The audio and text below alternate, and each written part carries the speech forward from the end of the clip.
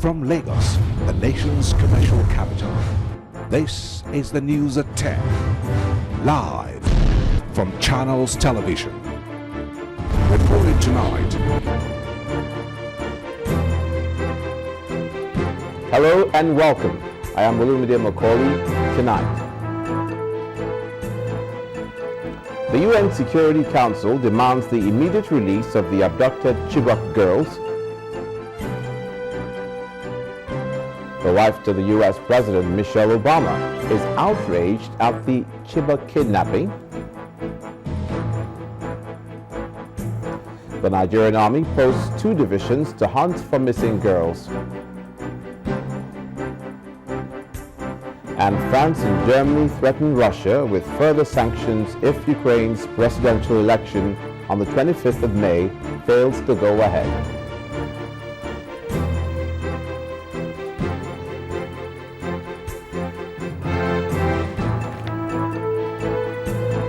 On business news tonight, the role of job creation is not just for the government but also the private sector, according to the former Minister of National Cabinet. Sports tonight on Sports News, it's decision time for Man City and Liverpool as the 2013-2014 English Premier League ends this Sunday.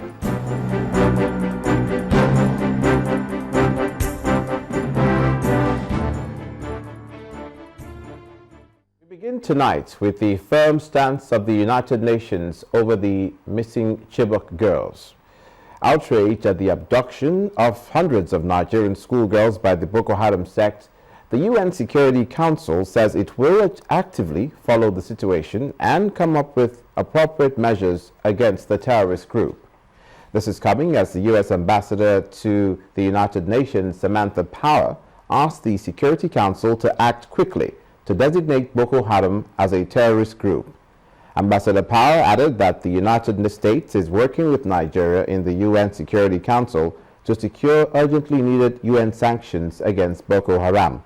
Several countries, including the United States, Britain, France, Canada, and China, have offered support to Nigeria to help find the girls. British experts, including diplomats, aid workers, and Ministry of Defense officials, arrived in Nigeria yesterday to advise the government on the search. And just like many people around the world, the First Lady of the United States is also lending her voice to find the missing schoolgirls who were kidnapped by the Boko Haram sect about 3 weeks ago. Michelle Obama says she is heartbroken by the situation and gave the assurance that the United States is giving the Nigerian government as much support as possible to bring the girls back home. Of people across the globe, my husband and I are outraged and heartbroken over the kidnapping of more than 200 Nigerian girls from their school dormitory in the middle of the night. This unconscionable act was committed by a terrorist group determined to keep these girls from getting an education. Grown men attempting to snuff out the aspirations of young girls. And I want you to know that Barack has directed our government to do everything possible to support the Nigerian government's efforts to find these girls and bring them home. And what happened in Nigeria was not an isolated incident. It is a story we see every day as girls around the world risk their lives to pursue their ambitions. It's the story of girls like Malala Yousafzai from Pakistan. Malala spoke out for girls' education in her community, and as a result, she was shot in the head by a Taliban gunman while on a school bus with her classmates. But fortunately, Malala survived.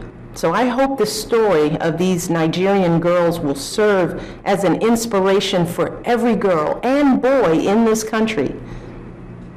I hope that any young people in America who take school for granted, any young people who are slacking off or thinking about dropping out, I hope they will learn the story of these girls and recommit themselves to their education.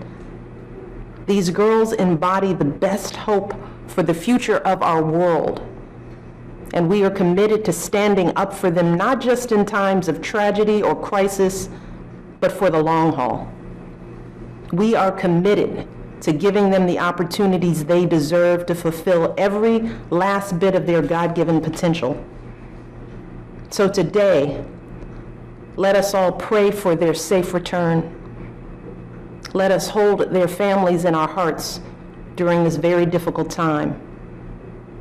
And let us show just a fraction of their courage in fighting to give every girl on this planet the education that is her birthright.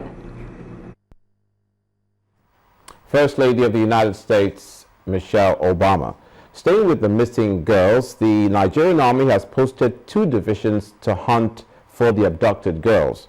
Spokesman for the Defense Headquarters, Major General Chris Olukolade, says that the soldiers are stationed in the border region close to Chad, Cameroon, and Niger to work with other security agencies.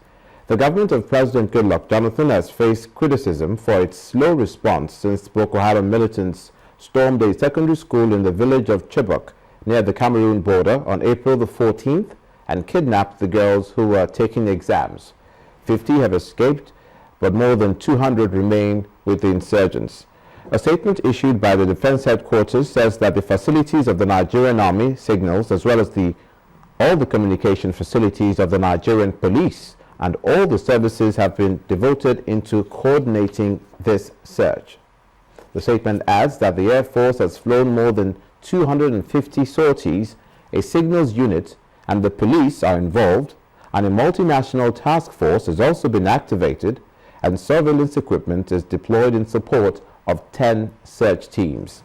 The military also says that there has been no arrest or operation by any foreign military or security allies in the ongoing efforts to rescue the abducted girls or the conduct of the ongoing counter-terrorist campaign in Nigeria, as earlier reported today. Meanwhile, former military head of state, retired General Ibrahim Babangida, while commiserating with the parents of the Chibok girls over the abduction of their children, has asked Nigerian Muslims to rise up against the continued blackmail of the religion of Islam in the land. General Babangida says that now is the time for Nigerians to unite so as to rescue the missing Chibok schoolgirls in Borno State.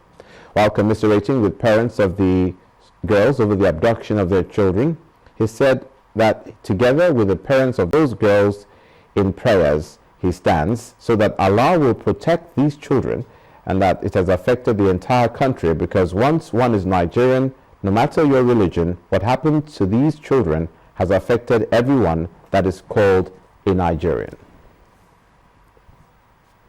Meanwhile, the Borno State government has been explaining the disparities in the figures of the Chibok schoolgirls that escaped from the Boko Haram sect.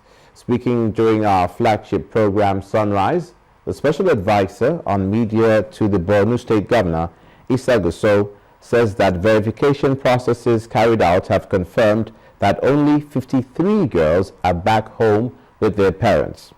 He adds that concerted efforts by the state government over the past 3 years are yielding results in the war against insecurity. At the beginning, the mistake ab initio started, I think, from the military circles. There was a contact with the principal of that school, from what was reported, by the Defense Headquarters, a situation where the military claimed to have spoken with her, and the principal said about 180 students were back. Well, the principal said nobody ever called her.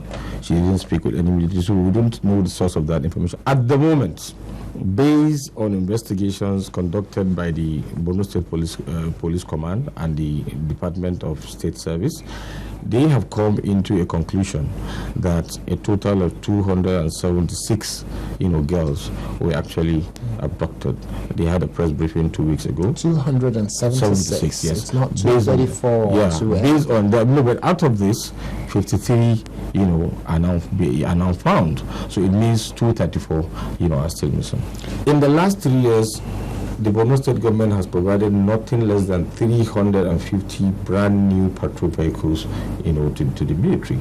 Are they being used? Yeah, they are being used. The Borno State government fuels these vehicles. There's a filling station established for the purpose of fueling these vehicles. The Borno State government provide logistics, to these soldiers for what they do. The Borno State government provides ₦1 million to the family of every soldier that is killed in combat.